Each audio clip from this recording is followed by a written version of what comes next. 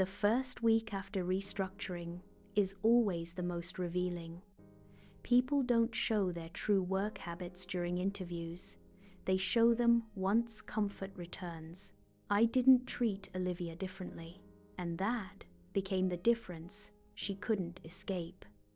Her schedule matched everyone else's. Her workload matched her role. Her deadlines matched company standards. No special conversations. No private meetings. No reference to history. Only professionalism.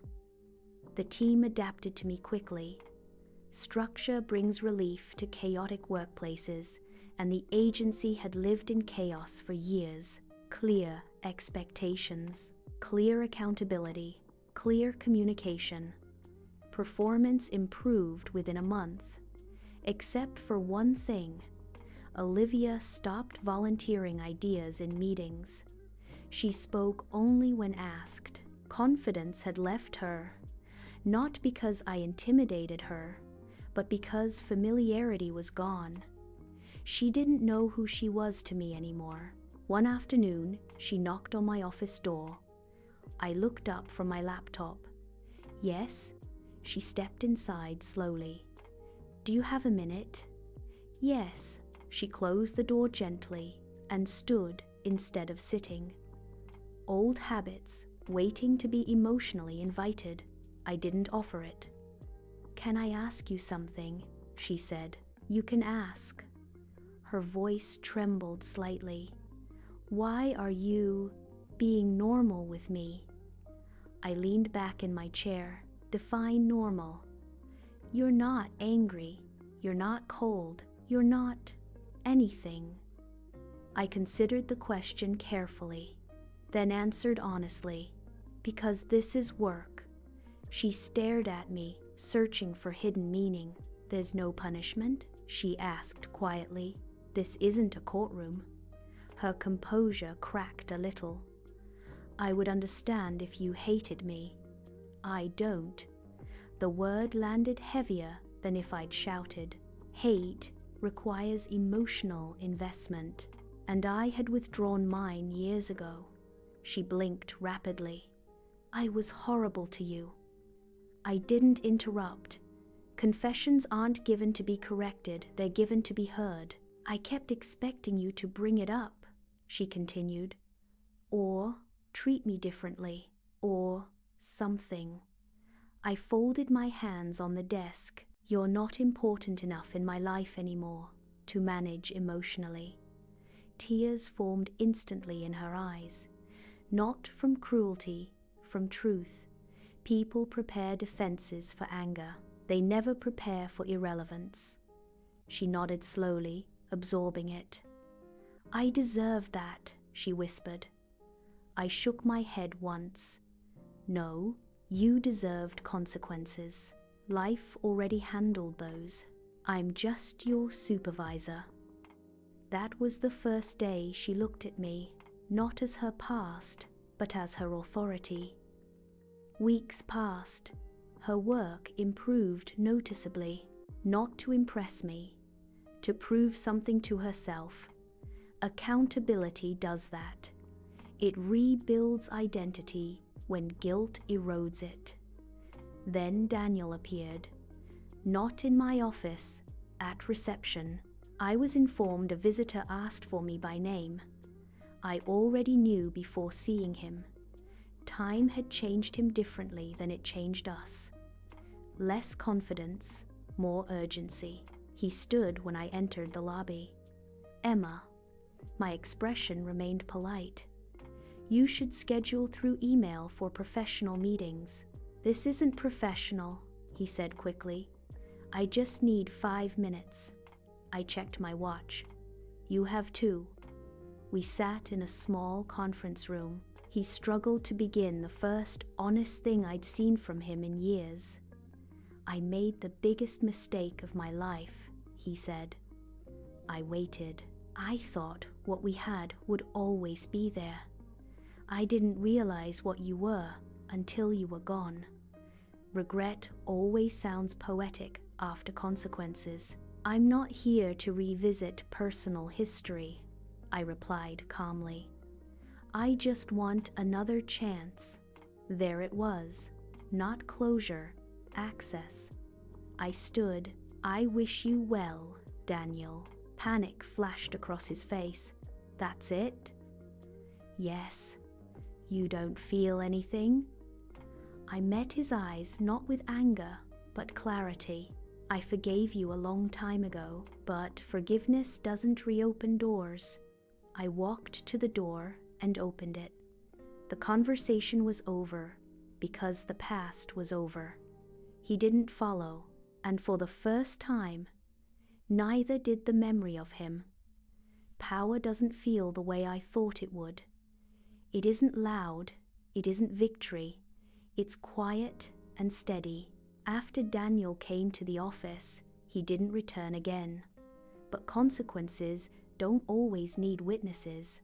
A month later, during quarterly evaluations, one of the department managers submitted a termination recommendation. Daniel's performance reports were consistent, missed deadlines, incomplete proposals, unreliable attendance. No drama, no personal input from me, just documentation. I approved the recommendation the same way I approved every other staffing decision. Policy applied equally. The paperwork took less than 3 minutes. 6 years of history had once controlled my emotions daily. Now his professional future crossed my desk like any other file. I didn't feel satisfaction. I felt distance. Later that week, Olivia asked if she could speak with me after work hours. I agreed. Not because she was my past, because she was my employee requesting a meeting. We sat in the small conference room, the same one Daniel had sat in weeks earlier. But the atmosphere was different. He came asking for something. She came carrying something.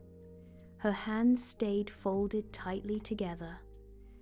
I need to tell you the truth, she said. I waited.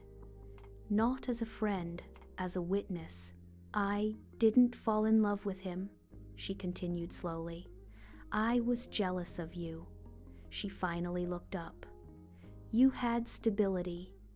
Someone who chose you every day, a future that looked certain.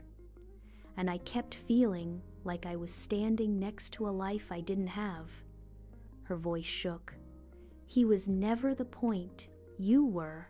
The honesty was heavy, but not painful, because it confirmed something I'd already healed from.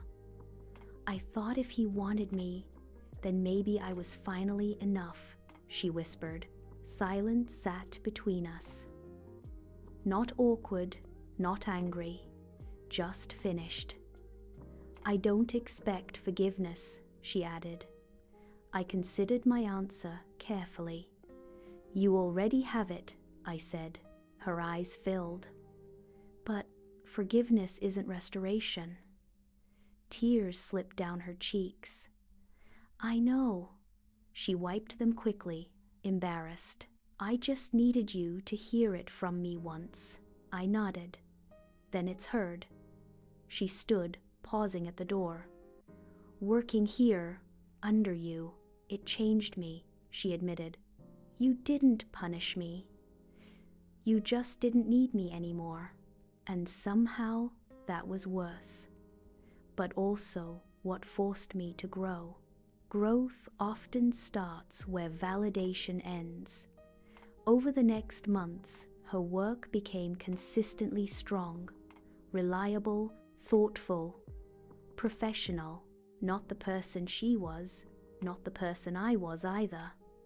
During promotion reviews, her name came up for senior coordinator. The decision was simple. She earned it. When I told her, she looked stunned. You trust me with this? She asked.